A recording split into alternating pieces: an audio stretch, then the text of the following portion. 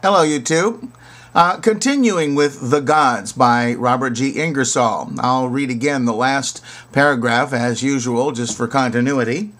The atoms coming together did produce an effect, and as every effect must also be a cause, the effect produced by the collision of the atoms must, as to something else, have been a cause.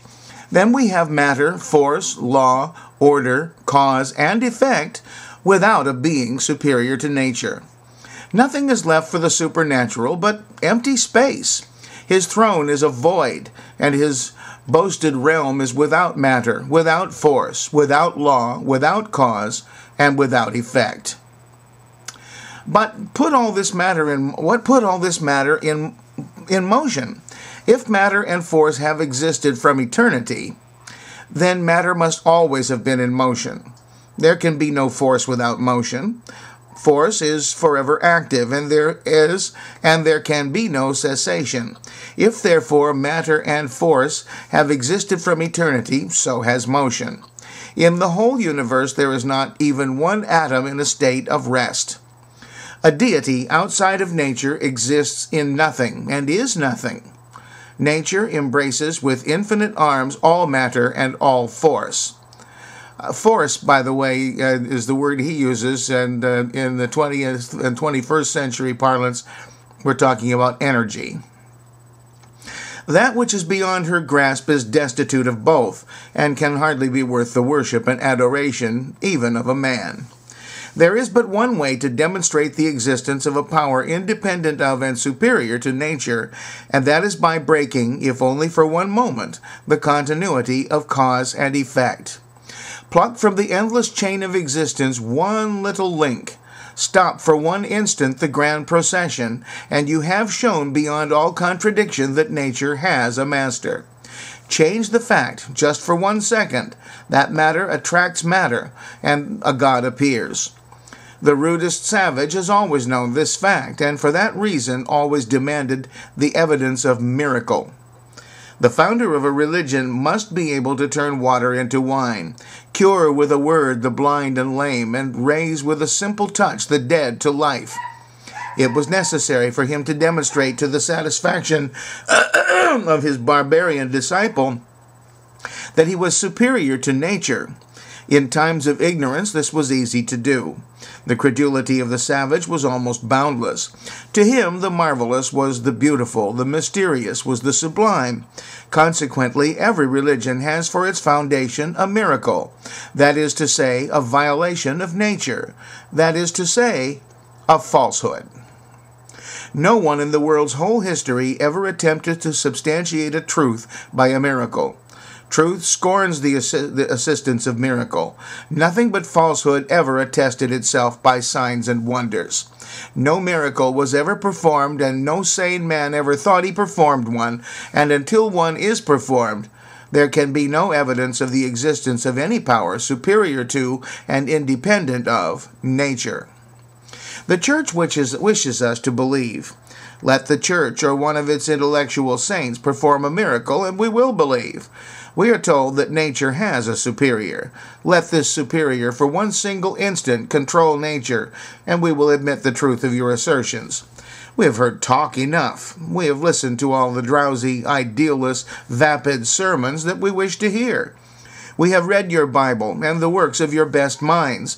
We have heard your prayers, and your solemn groans, and your reverential amens. All these amount to less than nothing. We want one fact. We beg at the doors of your churches for just one little fact. We pass our hats along your pews and under your pulpits and implore you for just one fact. We know all about your moldy wonders and your stale miracles. We want this year's fact. We ask only one. Give us one fact for charity. Your miracles are too ancient. The witnesses have been dead for nearly 2,000 years.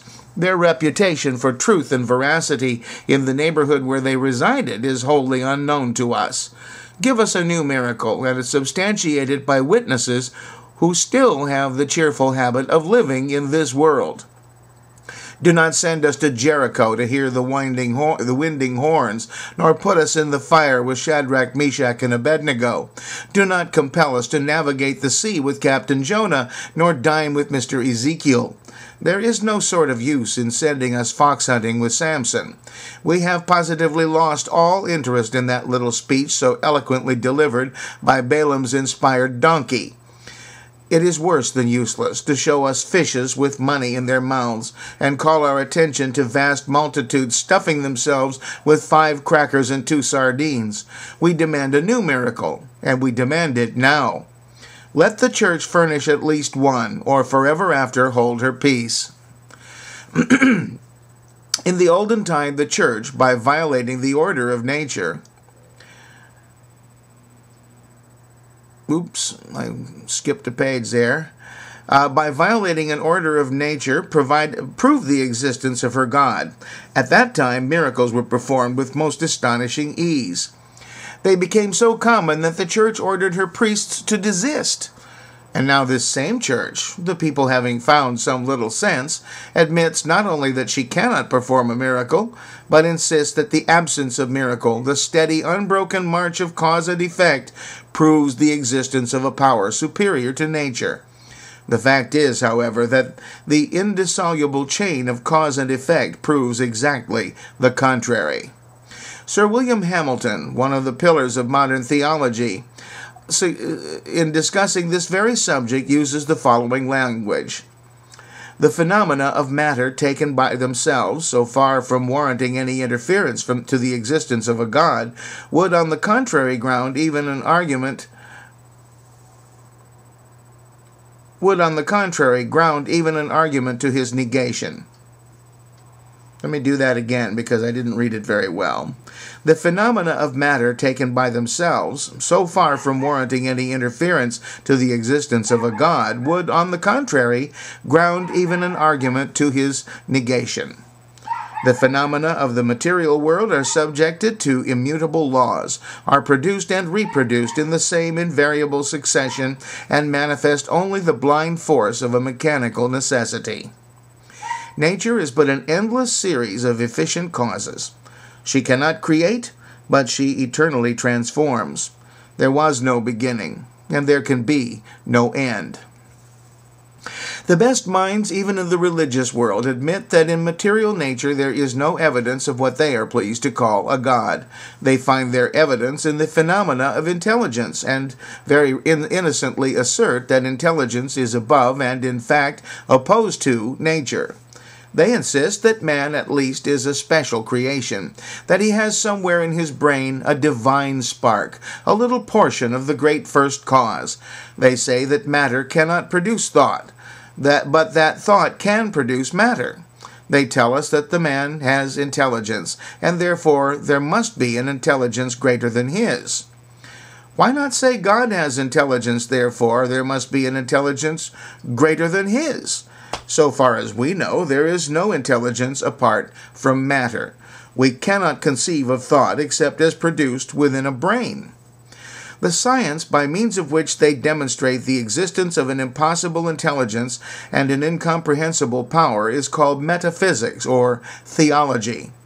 The theologians admit that the phenomena of matter tend at least to disprove the existence of any power superior to nature, because in such phenomena we see nothing but an endless chain of efficient causes, nothing but the force of a mechanical necessity. They therefore appeal to what they denominate the phenomena of mind to establish this superior power. The trouble is that in the phenomena of the mind we find the same endless chain of efficient causes, the same mechanical necessity. Every thought must have had an efficient cause. Every motive, every desire, every fear, every hope and dream must have been necessarily produced. There is no room in the mind of man for providence or chance. The facts and forces governing thought are as absolute as those governing the motions of the planets. And I'm going to run out of time again, so I'm going to cut this off a little earlier. I've been getting squeezed right up to the end. I'm not going to do that this time. Bye-bye.